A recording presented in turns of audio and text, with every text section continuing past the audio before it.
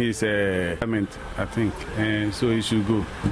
Oh, he should be there because we all do mistakes, and if someone does one mistake, doesn't mean that he should resign or something. We'll delve deeper into the issue as to whether he should go or not. This is our big story for today. My name is Bright Nana Amfo.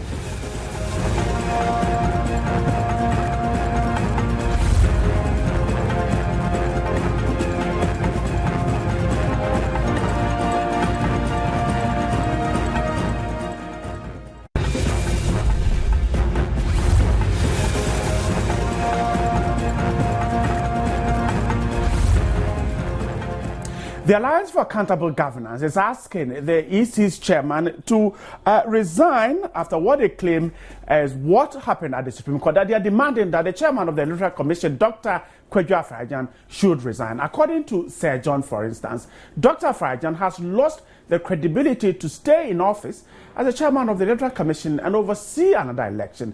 Now, political parties in the country are, however, split over this particular issue. The program's coordinator at the Center for Democratic Governance, Paul Kojo Abrampa, is urging those who want Dr. Afara-Gyan to resign to resort to the law court if they believe they have a case. Now, according to him, one disadvantage about the cause for Dr. Afara-Gyan's resignation and criticism would only serve a negative purpose by portraying the nation's electoral commission in a bad light. He stated that since the EC is an institution that holds the basis of the country's democracy, if we don't take care, we're going to paint the institution so black that any activity that they undertake in the future, their integrity will be at stake. And so we'll be speaking to Mr. Kojo Abrampa of the Center for Democratic Governance. He's just joined me on phone. Thanks so much for your time. Now, you think that we should resort to the law court? Well, I'm here to get Mr. Kojo Abrampa on phone now, but a lot more people, apart from the CDD, asking those who want him to go to court. Political parties are divided over the issue, and AFAC says he should go. The NPP's General Secretary is also asking that the EC chairman should go. But a lot more of you have also sent in your comment. You've been talking to us about this particular issue. Let's hear what you say, and then we'll come back.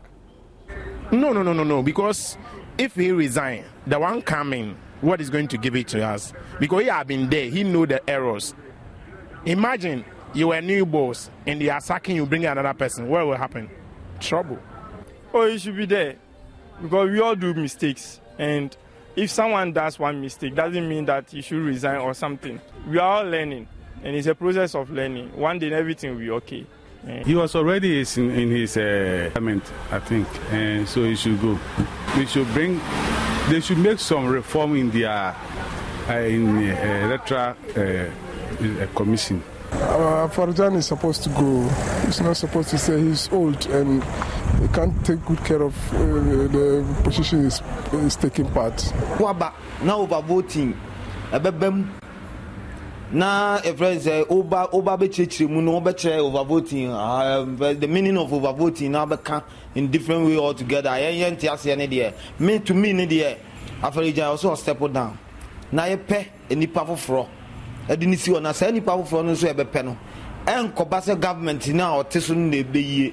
Also, all the stakeholders and all the political leaders, and the transit, no muy. Okay, as for me, we should leave him to stay. Why? He's the one who has been taking it for so long, Yeah, so he have to stay.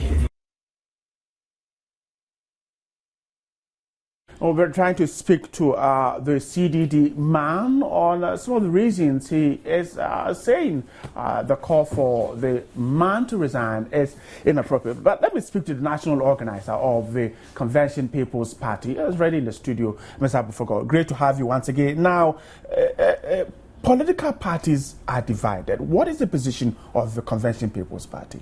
Well, for us, Afara-Gyan is in the chair. He's been working since the Fourth Republic, 92 up to date, and he has a few years to go. For us, he's been doing a great job, and as a human institution, You can't have everything going on perfect. Right. Indeed. Though out there, everybody is saying, Ghana, you are wonderful. You're doing a great job. And I think that he's a reservoir of wisdom for most nations when it comes to electoral issues that they drink from. And for we having this credit, just a few years to go, because of these mishaps, some of them, I mean, who happen in many other countries, we say, go, go, go, go. We don't think that it is fair. And the fact that the Supreme Court is asking for electoral reforms, the CPB does not think that it is huge enough to ask Dr. Afara-Gyan to go. Well, no, we don't think that it is huge enough to ask him to go. For the reforms, we always have reforms. And at any point in time, even at IPAC, when issues come, that the Electoral Commission thinks that, no, these issues that the political parties are raising, we have to look at them. That is why sometimes you even have the technical and the legal committee. They look at those issues, and the Electoral Commission tries to build them in whatever he has for Parliament. You know, so there have been these considerations, and some of us just think that he should be allowed to stay, do his bits, and we goodbye him. I think that he's done a very great job. You know, it is not easy to make history. History is not made 6 elections for us. Yes. History is not made by faint-hearted people. You need to be a man or a woman bold, you know, and be able to take certain decisions. He has done his bit. For us, we should not pour sand into whatever the Supreme has made. Argue, the argument stems from the fact that they think that the EC needs a lot of credibility. The man has gone to court. A few hitches here and there were mentioned by the court. And so, as a result of that, they think that he should leave. But hold on that answer. Let me speak to Mr. Paul Kojo Abrampa of the Center for Democratic Governance. Now, thanks so much. You are asking those who think that they have anything against Dr. Afara-Gyan to go to court. Why that? Thank you, my brother. Well, I think we are dealing with a delicate issue here. An issue that is not well handled can bring the integrity, the credibility, and the hard-won reputation of certain institutions that serves as a basis for democracy in the country into dispute. People, after the judgment or after the verdict, have been calling on the head of the Electoral Commission to resign. People have taken it so serious. But I believe when we look into the Constitution, there are appropriate channels and mechanisms that one should follow in dealing with such issues. Don't forget that the position of the Commissioner of the Electoral Commission is equated to the position of the Appeal Court judge. And when you go to Article 146.1, it tells us how an Appeal Court judge can be removed from office. And one stated issue is that except for stated misbehavior, incompetence, or on grounds of inability to perform one's functions in one's office. So if people calling on the head of the Electoral Commission have any of these issues against him, the same Constitution provides the mechanisms and the channels through which these issues should be addressed. If we don't do that, we are purging the Commission against the public, and we don't know what will happen in future activities by the Commission. Right. Mr. Abrampo, hold the line for me. Let me speak to Arnold Boateng with AFAG. Mr. Arnold Boateng, thanks so much for your time. Now, yes, my name is Bright. You're asking Dr. Kojo Afara-Gyan to leave the scene based on your own reasons. Why would you go to court? Yeah, I think we're calling on him as a result of his incompetence and largely the failures and inconsistency which have been in the last incompetence and inconsistency according to AFAG. Mr. Boateng, incompetence and inconsistency according to AFAG? Is that what you're saying? It's not only according to AFAG. Just say actually stated certain issues who passed our call for him to resign. Now, you tell me, if you have evidence, why won't you go to court? Yeah, we have a court option, which may be the second option we may take. But the first one was for him, for us to respectfully call for him to resign in his own honor so he can go with honor intact. But if he persists and or he refuses to go on the face of the errors and the incompetency which came to light in the last election, NAFDAC may take the option of going to court. But we believe that with what has happened and his disgrace and embarrassment during the court proceedings, clearly he has lost any modicum of credibility. So on his own accord, to be easier of a face-saving venture for him to go to resign on his own accord, that being forced or being dragged to court for the court to ask for his backing. Let's talk about timelines here. You're saying that you're calling on him as a first option. Now, when are you expecting him to heed to your call, or you head to the court? Actually, we have a 2-week window after which we will proceed to court for an action to be taken against him. But we believe that he has people around him. He has a nation also called for him to resign. If he reads the verdict and reflects on the proceedings at the Supreme Court, he may come to the honorable conclusion that he has to go on his own accord. So we are hoping that in 2 weeks' time, if nothing happens, AFAC may have to go to court. Because since the EC is calling for the reform, clearly it shows that the issue at stake is the issue of management. But Mr. Nodwateng, the Electoral Commission has made it clear that since 1992, after every general elections, there is some kind of reforms. So this, according to the Electoral Commission, is not anything new. Yeah, this experience of elections clearly expose them. We had issue of being the pink sheet. People, they recruited people who are not being, who could even write their own name. Clearly shows that the other title they've lost him or they've lost their way. So 1992, yeah, we agree. After 1992, there were reforms, transparent ballot boxes were introduced, other issues were brought in to strengthen our electoral process. But this time around, the people they see they're taking a longer time over there. The people that have lost steam. And this case is peculiar in the sense that at the Supreme Court, one witness how Azerbaijan made himself up. He couldn't even define what the voting was. This clearly shows that this is the man or this who has lost him or who stayed there according to his head, and that he is not taking any due into consideration.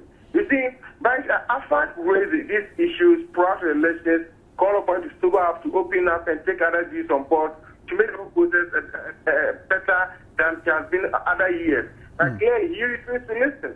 So what we can conclude is that this failure goes to the position that the man has lost his way, the man has lost any steam, the man is looking forward. So clearly for us to move forward, if the man who presided over the Gaston failures and the canker that preceded this election is still around, there is no way that there could be any reform because the man is not willing. Let me ask you this, Arnold. Are you aware of what your call could do to the credibility of the Electoral Commission?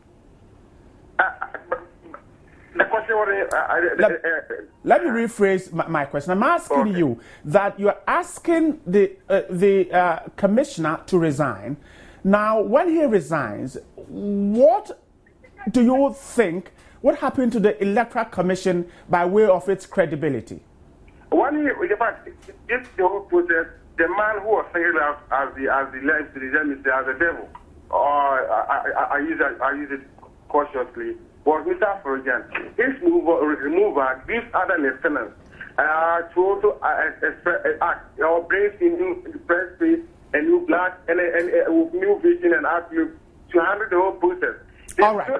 Arnold, hold the line. Now, let me go back to Mr. Kojo Abrampa Mensah there of CDD. Now, AFAC is saying that when you take off Dr. Afari-Gyan, then that's how he put it. You strengthen the credibility of the Electoral Commission. Is that what you think too?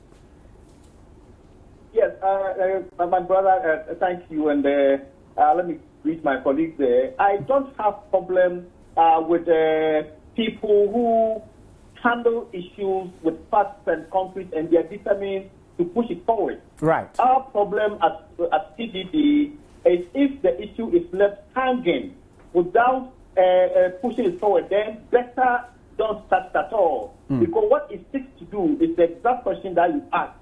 What happens to the integrity and the credibility of the commission, and what happens to the subsequent activities? How is the public going to take the Electoral Commission's conduct in future elections? Don't forget, 2014 is local level elections. It's just at the corner. Right. These issues will be fresh in the memories of the people. What happens then?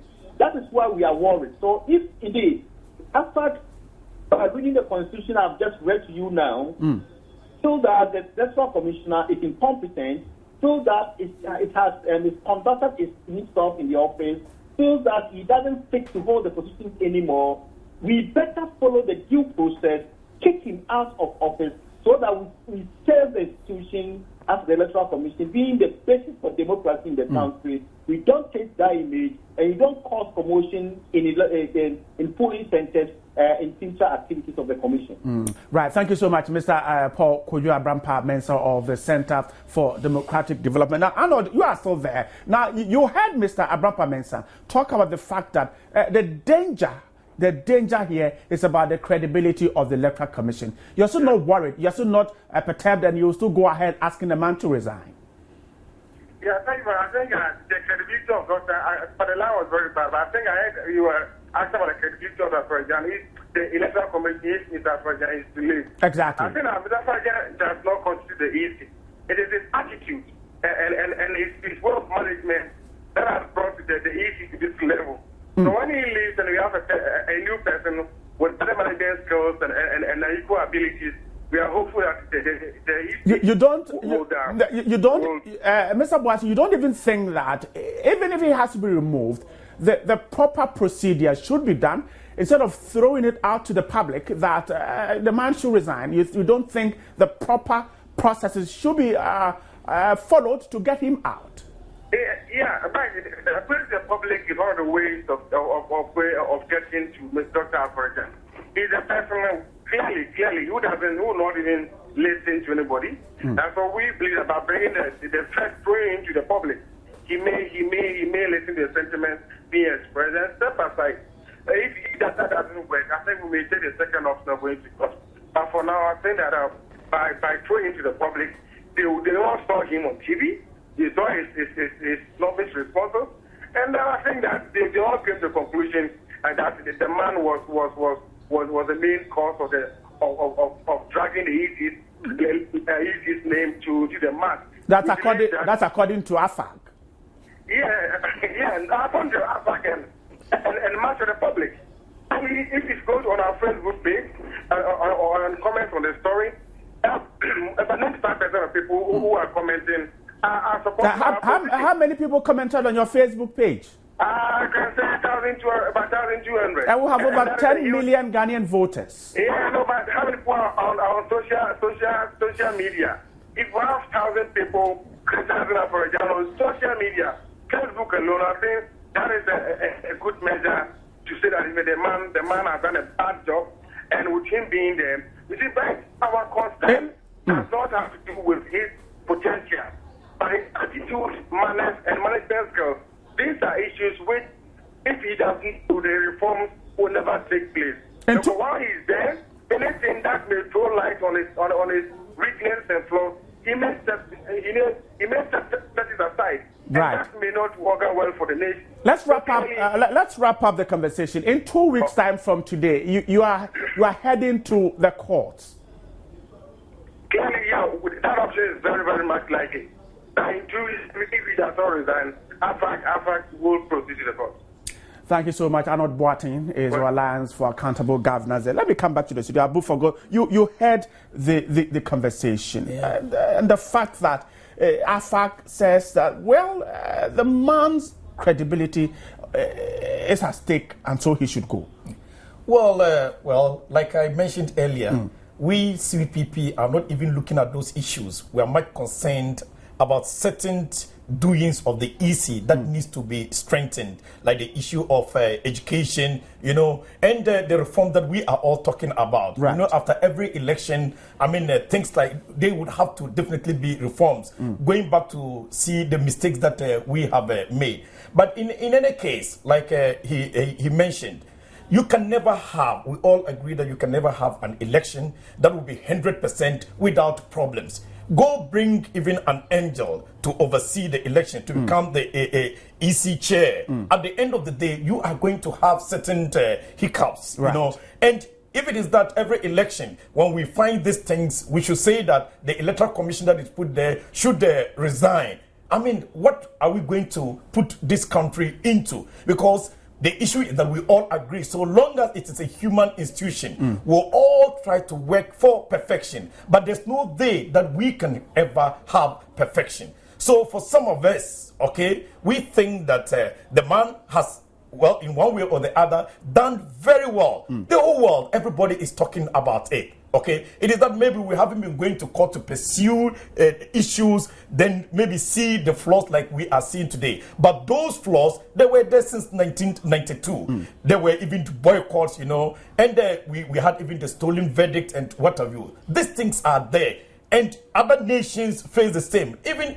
America that we are all talking about, they still have the problems. So for me, with the issues, some of the problems that have been highlighted by some of the Supreme Court judges, that doesn't give us the opportunity or to say that, come on, the man should go, and the credibility of the EC is all in tatters. Indeed, he doesn't think alone. Okay, it is a commission. Right. He is only the head of the commission, and he doesn't veto things on the other members. And you have other agencies working under him. And we think that no, if you push things to this angle, then it means that you are dragging the whole EC, you know, into the mud. And when you do that and it loses its credibility, then it means that we are running for trouble. At the IPAC level, what can IPAC do about this? The fact that the call that the EC boss should step down. Well, we as an advisory body,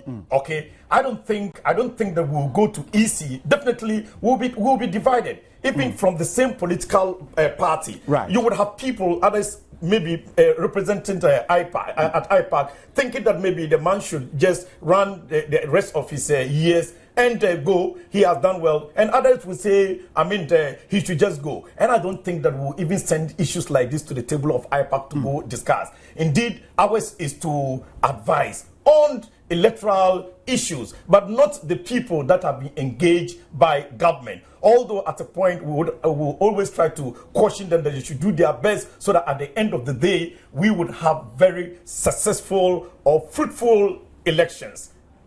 I don't think we'll send this to the table. We're getting ready to wrap up this conversation now.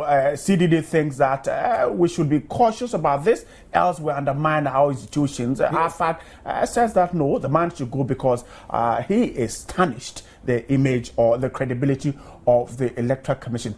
How do we resolve this? We're getting ready to wrap up. Well, to resolve this, for me, for some of us, we just think that let's all concentrate on the electoral reform that we are all talking about, the proposals. Indeed, we know after every election, these proposals, they come up, EC considers them, they shape whatever they need to shape and send to the legislature. And even after that, in the process, at certain points, certain issues still come up. Right. We still have years, even up to 2016. It doesn't mean that after these reforms, the proposal that we are going to put, there can't be any opportunity to put in something again. So some of us would agree with IDEC.